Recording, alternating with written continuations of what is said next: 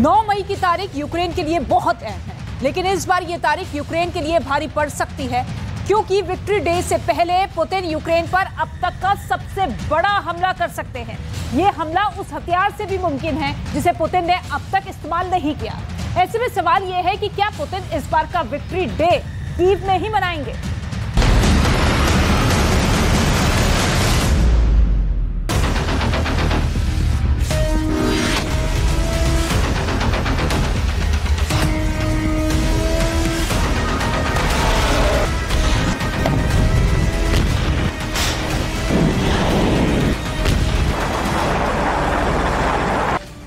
रूस के क्राइमिया में एक नहीं, दो नहीं, तीन नहीं, पूरे 10 ड्रोन से एक साथ हमला हुआ। पहले की तरह ही टारगेट क्राइमिया का सेवेस्तोपोल था, लेकिन अब की बार रूस की सेना पहले से ज्यादा सतर्क थी।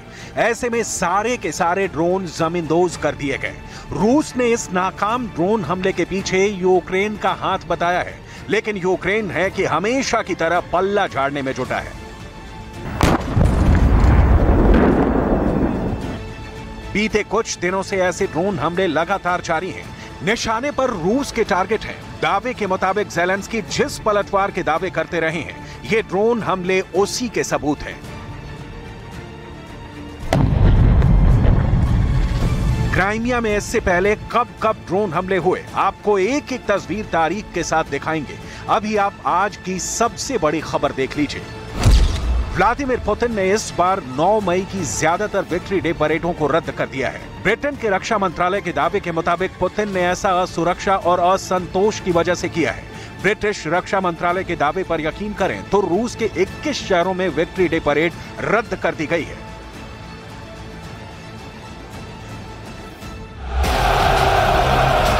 ब्रिटेन के अखबार द इंडिपेंडेंट के मुताबिक रूस ने यह फैसला मजबूरी में लिया है, क्योंकि यूक्रेन ने पहली बार उसकी हाइपरसोनिक मिसाइल किंजल को मार गिराया है। यूक्रेन के मददगार और पुतिन के दुश्मन ब्रिटेन का यह दावा कितना सच है, ये तो ब्रिटेन की खुफिया एजेंसी जानती है या फिर खुद पुतिन को मालूम है। लेकिन एक सच ये भी है कि मॉस्को में रूस की विक्ट्री डे परेड की तैयारी जोर शोर से चल रही है। एक तरफ यूक्रेन के अंदर रूस के टैंक गरज रहे हैं, मिसाइलें फायर हो रही हैं, तो दूसरी तरफ मॉस्को की सड़क पर ये सैन्य वाहन 9 मई की विक्ट्री डे परेड की तैयारियों में जुटे हैं। दावा तो यहां तक है कि 9 मई से पहले पुतिन यूक्रेन में अब तक का सबसे बड़ा एक्शन ले सकते हैं। ऐसे में सवाल है कि क्या रूस इस बार विक्ट्री डे परेड का आयोजन कीव में भी तो नहीं करेगा?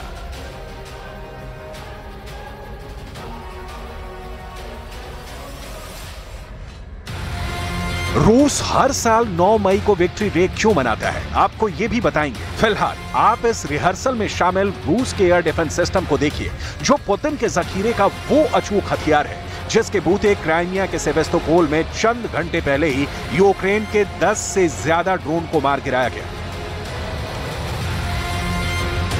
इससे पहले 3 मई को जब दुनिया के सामने ये वीडियो आया तो हर कोई सन्न रह गया, क्योंकि इस बार टारगेट पर सीधे पुतिन थे। हमला पुतिन के हेडक्वार्टर क्रेमलिन पर हुआ था, लेकिन रूस ने इस हमले को नाकाम कर दिया।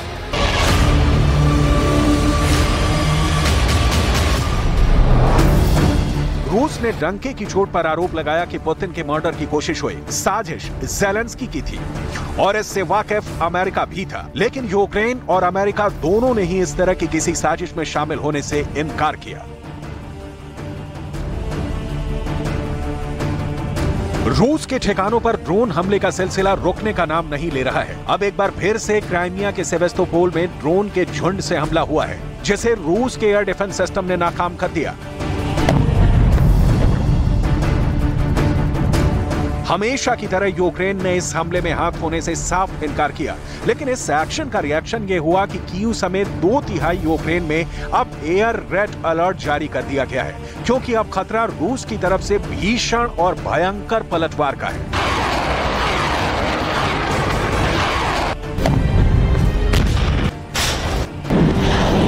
अब जरा इसी 3 मई के इस मंजर को भी देखिए। रूस का शहर क्रास्नोदार यूक्रेन की राजधानी कीव से करीब 1000 किलोमीटर दूर। यहाँ सुबह सुबह तेल डिपो में भीषण आग लग गई, क्योंकि आग तेल जैसी बेहद ज्वलनशील चीज में लगी। ऐसे में पल भर में आग की लपटों ने पूरे तेल डिपो को अपनी आगोश में ले लिया। रूस के क्रास्नोदार इलाके के जिस तेल डिपो में आग लगी थी उसकी अहमियत भी समझिए। रूस का ये तेल डिपो उस बेहद अहम कर्च ब्रिज के करीब है जो रूस के बाकी हिस्से को भी क्राइमिया से जोड़ता है।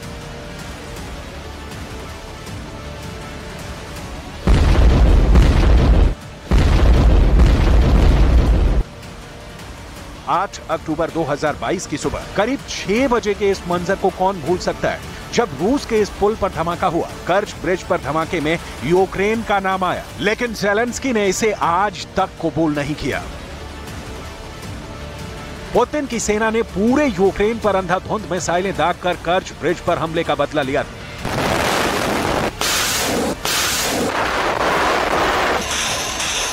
कर्च ब्रिज पर हमले के 207 दिन बाद इसके नजदीक रूस के तेल डिपो को निशाना बनाया गया। 3 मई 2023 को कर्च ब्रिज के इस पार रूस के तेल डिपो में आग लगी तो बीते 29 अप्रैल को उस पार क्राइमिया के सेवेस्तोपोल में रूस का यह तेल डिपो जलकर खाक हो गया। 29 अप्रैल की सुबह के 4:20 और फिर सुबह 4:21 पर सेवेस्तोपोल में लगातार 2 धमाके हुए और फिर पूरा तेल डिपो आग के शोलों से धधक उठा। चंद सेकंड में 1, 2, 3, 4, 5, 6, 7, 8, 9 और 10 तेल के टैंक आग की चपेट में आ गए। दावे के मुताबिक इन टैंकों में 40,000 टन तेल भरे थे जो पल भर में खाक हो गए।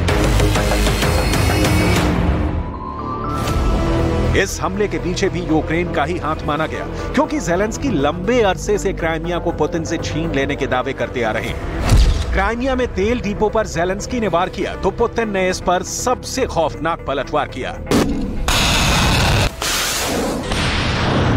रूस की सेना ने यूक्रेन पर 5-10 नहीं, एक साथ 100 मिसाइलें दागी।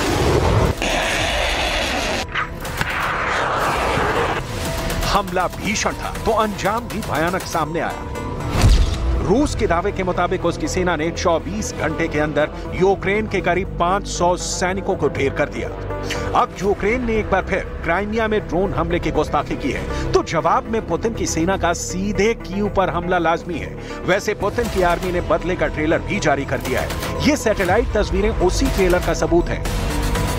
दावे के मुताबिक रूस की सेना ने यूक्रेन के पावलोव्हराड हथियार गोदाम को तबाह कर दिया तो तमाम तेल डिपो को भी बर्बाद कर दिया। खबर यह भी है कि रूस की फौज का यूक्रेन पर क्रूज मिसाइलों से अंधाधुंध हमला भी जारी है। युद्ध में शहमात और वार पलटवार के बीच रूस में विक्ट्री डे परेड की पुख्ता तैयारी है। इस बार मॉस्को के रेड स्क्वायर पर सुरक्षा बेहद कड़ी है। इस बार का विक्ट्री डे पुतिन के लिए खास क्यों है, आपको ये बताएं। उससे पहले ये समझिए कि रूस में विक्ट्री डे के मायने क्या है। रूस हर साल 9 मई को विक्ट्री डे परेड का आयोजन करता है क्योंकि 9 मई 1945 को ही सोवियत संघ ने नाजी जर्मनी पर औपचारिक जीत दर्ज की थी। इस दिन को दूसरे विश्व युद्ध के अंत के तौर पर भी याद किया जाता है। 1939 से 1945 तक चले दूसरे विश्व युद्ध में सोवियत संघ के 2,70,00,000 लोग मारे गए थे। पुतिन ने यूक्रेन में स्पेशल ऑपरेशन शुरू करने के पीछे दलील दी थी कि यूक्रेन का नाजीकरण हो रहा है, वो नाजी जर्मनी के रास्ते पर है। ऐसे में अब सवाल ये कि 9 मई 2023 के बाद तीसरे विश्व युद्ध का आगाज होगा या फिर बखमूत की बाजी फतह करने के बाद पुतिन की सेना कीव की ओर कूच करेगी, क्योंकि इस बात को यूक्रेन भी मान चुका है कि 9 मई से पहले बखमूत पर यूक्रेन का कब्जा हो जाएगा। Росіяни схильні до такого символізму, і їхній ключовий міф історичний – це 9 травня, і вони дійсно до цієї дати поставили таку задачу взяти під контроль. अभी हाल ही में रूस ने बखमूत के 92% हिस्से पर कब्जे का दावा किया था और अब एक बार फिर से बखमूत की जंग के अंतिम पड़ाव में होने का दावा किया गया है। По направлению штурмовые отряды продолжали вести наступательные действия в западной части города Артемовск.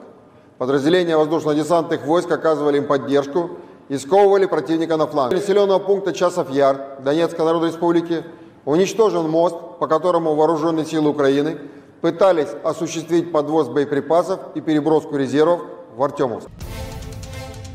बखमूत में यूक्रेन के बचे खुचे सैनिकों के पांव उखड़ना तय है। यूक्रेन के मैदान में आखिरी वक्त तक डटे रहने की कसौटी पर खुद को कसने की चुनौती है। ऐसे में यूक्रेन की सेना सोवियत काल के D-30 होवित्ज़र से बाजी पलटने की नामुमकिन जद्दोजहद में जुटी है। अगले 48 घंटे में क्या होगा? विक्ट्री डे परेड का दायरा मॉस्को तक ही सीमित रहेगा या फिर 9 मई को पुतिन दुनिया को सबसे बड़ी ब्रेकिंग न्यूज देंगे? निगाहें सिर्फ नाटो के 31 देशों की ही नहीं बल्कि पूरी दुनिया की क्रेमलिन के अगले कदम पर टिकी है।